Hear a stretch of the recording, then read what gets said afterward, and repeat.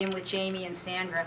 And Liberty Chalkboard would like to thank them, Jane, Dawn, and all the organizers for their hard work in bringing this information to you tonight.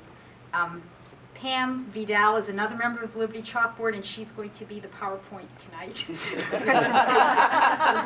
Thanks, Pam. Okay. All right. As Dawn said, I'm a wife and I am a mother, and I'm curious about this as well. But I'm also a scientist and a researcher. I collect, analyze, and interpret data for a living. I belong to the Liberty Chalkboard, and we do come from all walks of life, but we share a passion for the kids and for their education.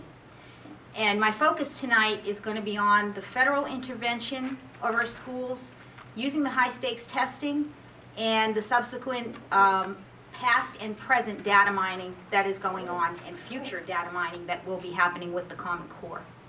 We became aware of the Common Core last spring, and as we researched, we quickly understood that the children and the families in our country are being trapped in a deceptive, complicated, and a dangerous web. And before I go any further, I'm going to tell you that where our information is coming from, our data is coming from. It's coming from the Federal Department of Education. It's coming from the Student Longitudinal Data, data, they have so many abbreviations, system. It's coming from the Labor Department. It's coming from the National Center of Educational Statistics, etc., etc. In other words, you can't make this stuff up. This is all on their websites. It's in their publications.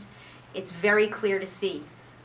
What we're trying to do here is put it together for you, because when you see it all together, I don't think you'll even believe the picture that's going to come out. So, back to the weavers of the web. They've been laboring on this web for many, many years. Do a flip on that. And basically, it's called outcome-based education. It actually originated not with an education department or educators, but with the Labor Department decades ago. In their scans report in 1991, What Work Requires of Schools. And you can look at this later. We'll have it in the back for you. This was uncovered by Dr. Peg Luxick from Pennsylvania, who actually we're hoping to have come speak in the area soon, in an attempt to dictate to schools how to train workers. And so they picked up on it.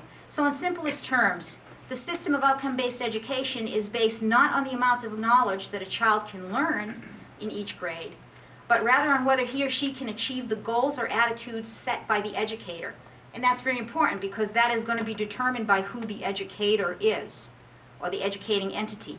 In this case, remember, the goals are driven by a desire to obtain useful workers,